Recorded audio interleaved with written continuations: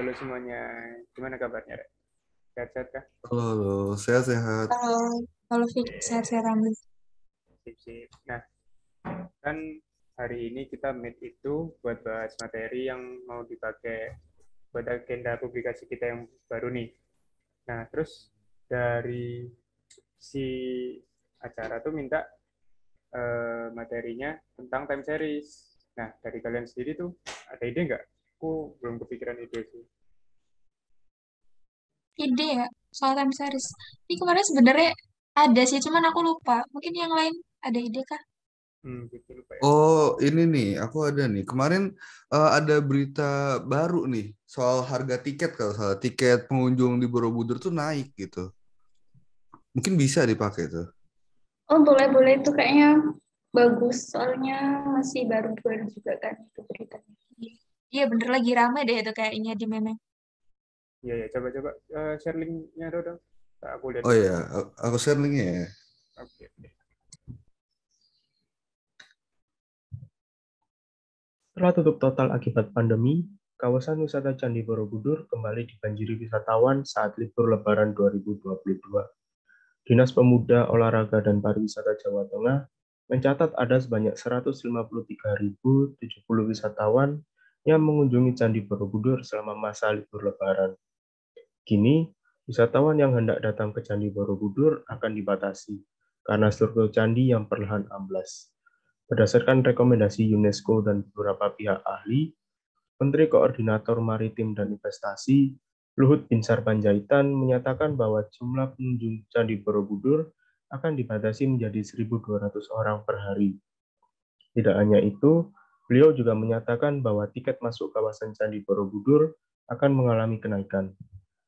Untuk wisatawan lokal, akan dikenakan tarif sebesar Rp750.000 per orang.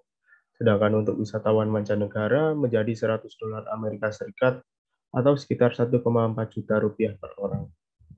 Berita tentang kenaikan harga tiket masuk Candi Borobudur tersebut tentu mengundang kegaduhan dari banyak pihak.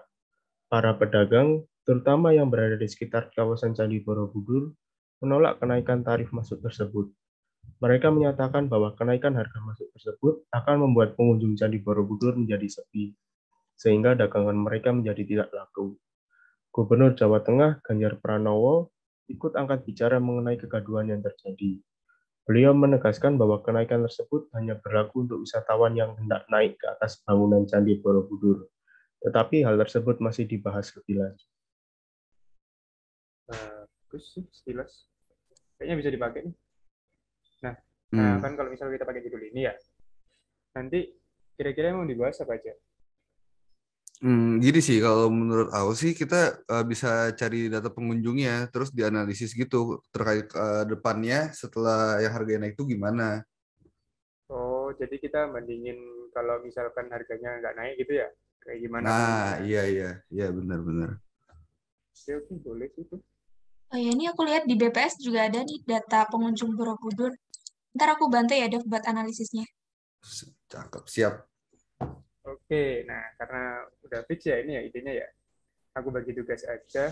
Oh ya, kan ini juga kita biar lebih enak buat publikasi kan kita nggak mungkin satu arah ya. Kita juga harus tanya-tanya ke ya salah satu orang yang berkaitan sama candinya atau petugasnya lah.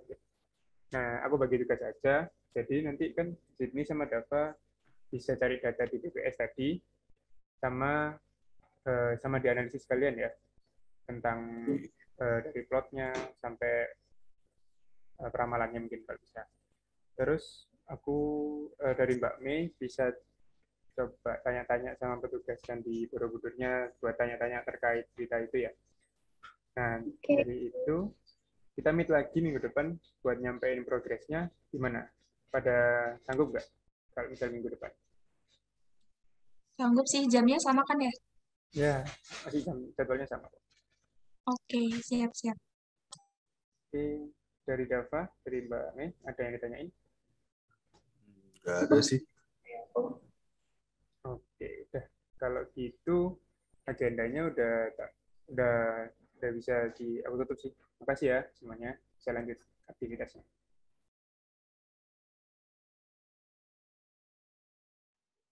Halo, selamat siang Bapak. Perkenalkan, saya Melina dari Universitas Airlangga. Kalau boleh tahu dengan Bapak siapa ya? Siang. Nama saya Bapak Syahri, saya petugas keamanan di Candi Borobudur sini. Baik, dengan Pak Syahri. Pak Syahri sendiri sudah berapa lama ya menjadi petugas di Candi Borobudur? Mungkin sekitar masih 3 tahun saya. Oke, nah kira-kira bagaimana ya gambaran banyaknya pengunjung Candi Borobudur sendiri selama liburan dan di hari biasa? Seperti tempat pariwisata lain yang pasti tiap hari-hari libur terjadi kenaikan pengunjung. Seperti itu. Oke, baik Pak Syahri. Pak Syahri sendiri apakah mengetahui bahwa akhir-akhir ini tuh banyak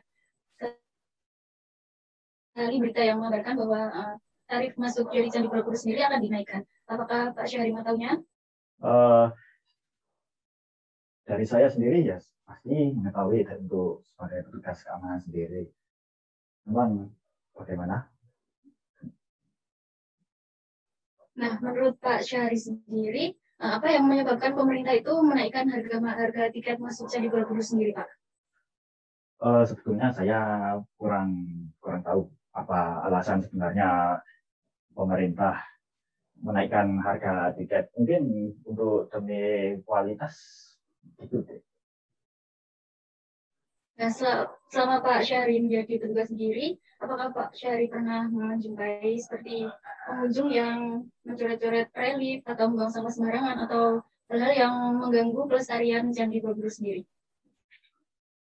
Sebenarnya saya ini petugas yang di luar Candi Borobudur, tetapi saya sering sekali lihat pengunjung-pengunjung yang membuang sampah sembarangan maupun yang melakukan hal yang tidak senonoh di sekitaran Candi Borobudur gitu. Baik, Pak Syahri.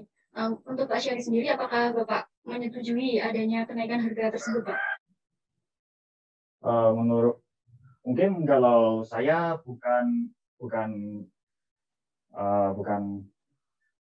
petugas, melainkan saya pengunjung, mungkin saya tidak setuju ya. Tapi kan saya petugas, mungkin setuju saja. Nah, banyak pengunjung bisa berkurang. Baik, Pak Syahri. Untuk yang terakhir, mungkin ada saran atau kritik mengenai kebijakan dari pemerintah tersebut, Pak? Mungkin dari saya nggak terlalu banyak kritik dan saran. Mungkin sarannya kalau emang dinaikkan, mungkin jangan terlalu besar-besar ya. Mungkin bisa ditunda saja dulu kenaikannya dan seperti itu. Baik, terima kasih Pak Syahri atas waktunya. Ya. Selamat melanjutkan kegiatannya Pak Syahri. Terima kasih. Zid, gimana? Udah nemu data yang terkait Borobudur yang kemarin kita bilangin itu? Kalau ini iya udah dapat. Ini aku coba share screen ya. Nah, ini ada data dari BPS. Ini data pengunjung sih dari beberapa tahun terakhir. Gimana menurut?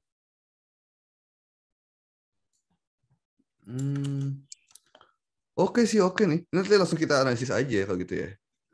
Oh iya, bisa sih, bisa. Ntar kalau udah kita langsung ini aja ya. Langsung ketemuan pas meet bareng teman-teman yang lain. Iya, pas meet yang bareng-bareng aja. Oke, kalau gitu udah. Udah. Oke, thank you, thank you. Thank you.